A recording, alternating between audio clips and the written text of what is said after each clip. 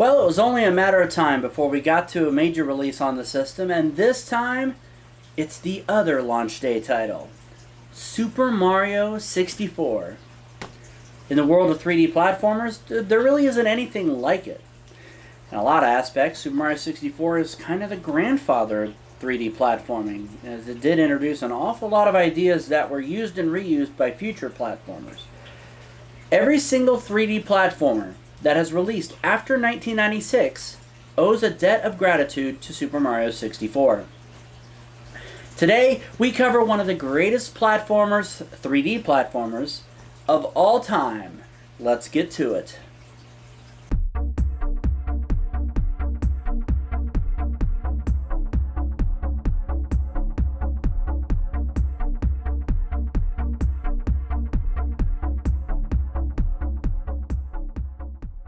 Super Mario 64 was released on September 29, 1996, the same day as the console it was released for, as well as Pilotwings 64, as we covered in the last episode. Mario 64 is, far and away, the absolute best-selling Nintendo 64 game of all time, selling more than 11 million copies by the time the Nintendo 64 was officially discontinued. That's pretty impressive.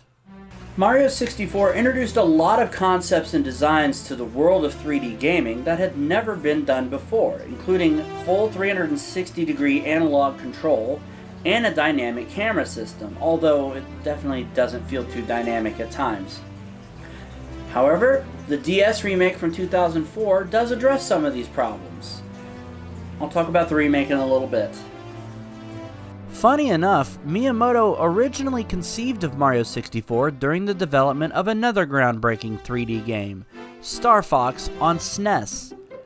In fact, Miyamoto had originally envisioned this 3D Mario game on SNES with the Super Effects chip, which indeed was codenamed Super Mario FX. Of course, that game doesn't exist, but a lot of the concepts and ideas he came up with for it ended up in Mario 64, chiefly the camera system. There was even a showcase of Mario's head in 3D at the Nintendo booth during the 1993 Consumer Electronics Show. Yeah, Mario had been in 3D development for some time. While development for the game began during development for Star Fox, Mario 64 was actually also developed at the same time as another well-known N64 classic, The Legend of Zelda: Ocarina of Time. Of course, it's going to be a little bit before we get to that game, but it's interesting to know that both Zelda and Mario 64 were in development at the same time. Interestingly enough, Miyamoto originally had wanted to include more than double the number of courses that actually made the final cut. The game has 15 courses in it. Miyamoto wanted up to 40 originally. Can you imagine how long the game would have been at that point? I mean, my god, 40 courses? 7 stars in each course? That would have been 280 stars. That would have been a lot. I mean, Mario 64 could have been an easily Ocarina of Time length. Honestly, I'm not so sure gamers would have minded that. In fact, in the many years since Mario 64 has hit North American shores, the game has been modded to death. I'm fairly sure that modders have even managed to add courses to the game. So, honestly, for some people, maybe 40 would have been a good number. Maybe it wouldn't have been enough. Personally, I think the game is the perfect length as it is, but that's just me. Let's talk briefly about the music.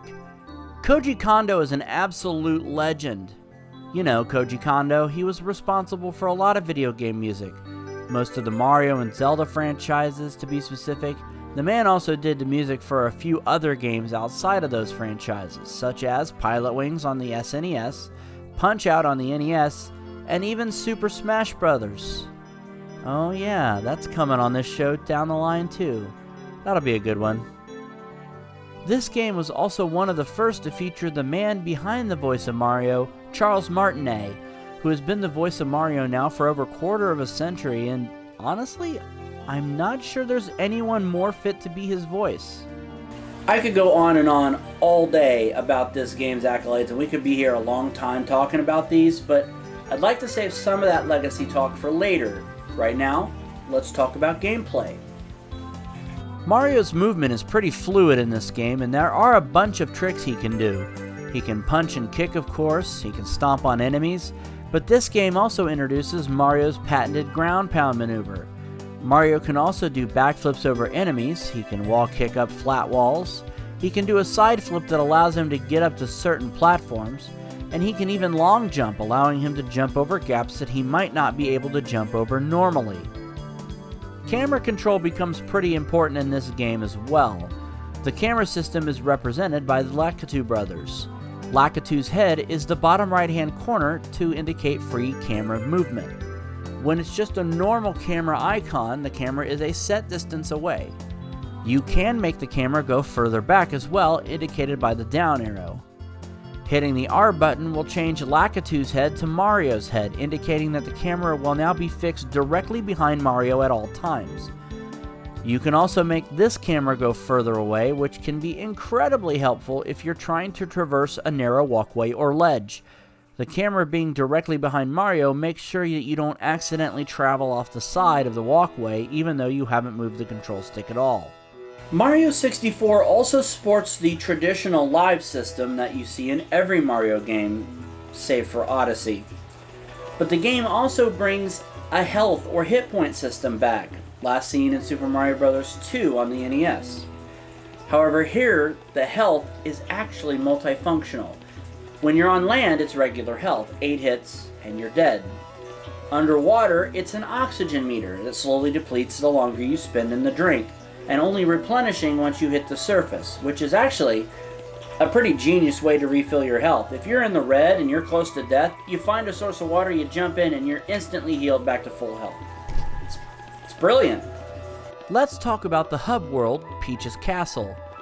The game is divided into 3 sections: first floor and mezzanine, basement, and upper floors, plus the moat and the courtyard. In each section of the game are several courses that can be accessed usually through paintings, but there are exceptions. For example, Hazy Maze Cave's entrance is a metallic black pool of liquid.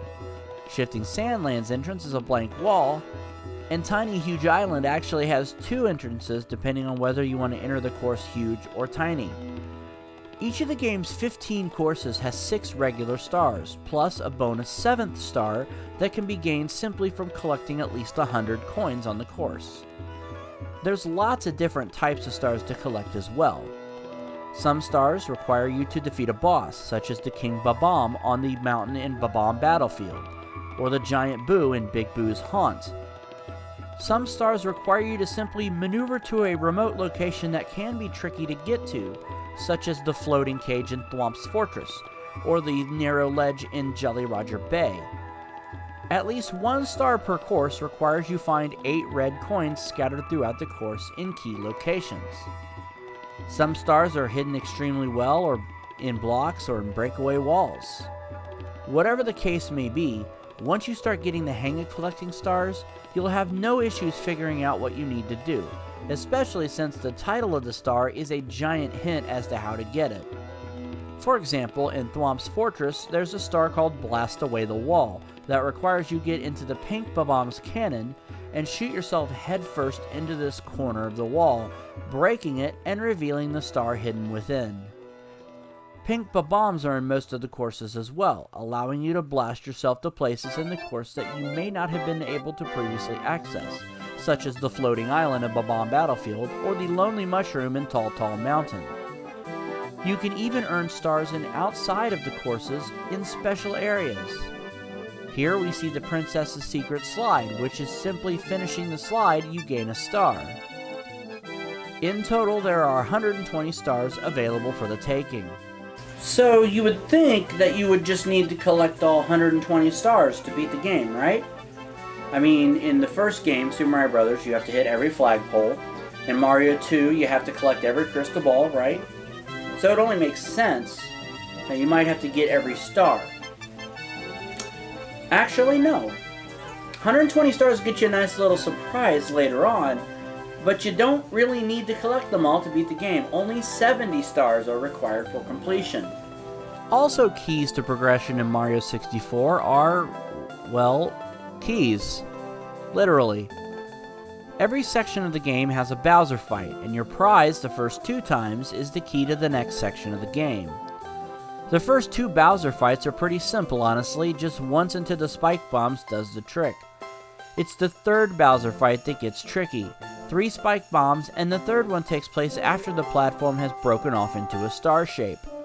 Now Mike, I can hear you say, or maybe not, because I really can't hear you through your computer screen anyway, but you might be saying, what about power-ups? Well, there's no invincibility star or fire flower in the game, but you do eventually unlock the ability to wear different hats. Yeah, Mario expands his headwear. See, Odyssey wasn't the first Mario game to make Mario change up his outfit. The first cap you'll unlock is the Wing Cap, which will allow you limited flight. Flight in this game is fairly easy to control, so you're not going to have too much difficulty, though I recommend trying to start your flight using a cannon rather than triple jump, as you tend to get better height and speed that way. The second will be the Metal Cap, which will allow you full on-land movement underwater, immunity to most enemies and environmental damage, and the ability to withstand wind-related hazards, such as the tornadoes in Shifting Sandland, or the jet streams in Dire Docks or Jolly Roger Bay, both of which contain a star. Your third and final cap power-up is the Vanish Cap, which makes you partially invisible and gives you the ability to walk through certain types of walls and cages. Funny enough, the standard M cap that Mario wears is kind of a power-up in its own way, and you can actually lose it. Usually it takes a pretty extreme condition for it to occur, like a bird knocking it off of your head or a cloud blowing your hat clean off of your body, but it can happen, and if it does, as long as Mario isn't wearing it, he takes double damage. This game received a butt-ton of praise over the course of its time on this planet. It's actually quite impressive how much this game is loved, so much so that the game continues to live on in fan mods to this very day. As a matter of fact, the game got a remake in 2004 for the DS, simply called Super Mario 64 DS. Since there's not going to be too much of an opportunity to talk about it otherwise, this is an N64-centric show after all, I'll briefly discuss the DS remake. Funny enough, Mario isn't even the default protagonist in the remake, Yoshi is, and you can actually switch back and forth between Yoshi, Mario, Luigi, and Wario. There are multiplayer modes, which wasn't a thing before, and 30 more stars, bringing the total up to 150. The graphics are definitely improved over the original Nintendo 64 version. Bowser in particular looks way better in this version, and there are more power-ups to get, including a fire flower that changes effect depending on who's using it. Overall, of the official releases, this might actually be the definitive version of Super Mario 64, as it definitely improves a hell of a lot over its base game. But if that wasn't enough of an update for you, there's a bigger one. It's called Super Mario 64 Plus. This version of the game, playable on PC, is quite possibly the best Mario 64 experience you will likely get anywhere, as the controls are even more improved, as is the camera system, as well as the addition of new modes, widescreen 60 frame per second support, an extended moveset, and the ability to continue a level following grabbing a star. It's a pretty amazing port and the best one you're gonna find, since Nintendo decided to kill Super Mario 64 HD because fun isn't allowed. Mario 64's base game has also been itself re-released with different versions. Most notably the Shindu version, which is Japanese for Rumble, meaning the version of the game supports the Rumble Pack, a peripheral we will talk more about when we get to the game that it was introduced with, Star Fox 64. That particular game isn't actually too far off, interestingly enough. The Shindo version, which is a Japan-only release, actually saw the light of day in North America, as it was the version released on Super Mario 3D All-Stars on the Switch in 2020. You can even play Super Mario 64 now on N64 Switch Online, provided you have the expansion pack upgrade to your Nintendo Online subscription. For N64 and Sega Genesis games, it's well worth it. A sequel to the game was planned for the 64DD add-on called Super Mario 128, although it never materialized. I'm not sure if there's a really good time to talk about the 64 DD and why it failed, but that might end up being in the Ocarina of Time episode, considering that that game was supposed to be the killer app for the 64 DD and ended up on a standard cartridge instead. Super Mario Sunshine for the GameCube, that really kind of ended up being the de facto sequel for Mario 64. In a lot of ways, it's similar gameplay and mechanics, although there's definitely some differences between both games. Still, both of those games ended up being classics, as well as Mario Galaxy and Galaxy 2 later on in the Wii. In any event, I regularly go back and play Mario 64 over and over and over again. It's one of the few single-player experiences I can think of that gets endless amounts of replay from me just because it's a hell of a lot of fun to run around collecting stars. I constantly have challenged myself to get stars on subsequent playthroughs that I didn't necessarily get on earlier ones. Heck, I've even done the Super Mario 64 randomizer, which is shuffles the star positions and level entrances and things around. Bottom line is, if you haven't played Super Mario 64, well, you're probably living under a rock. But if you haven't, seriously, you cannot possibly go your entire life without playing Mario 64. It's an iconic classic game for a reason. Well, ladies and gentlemen, that's it for this edition of the Chronologue. On the next episode, we'll be hopping on our Kawasaki jet skis and heading straight for the waters in Wave Race 64. Until then, for the N64 Chronologue, I'm Mike saying, see you next time.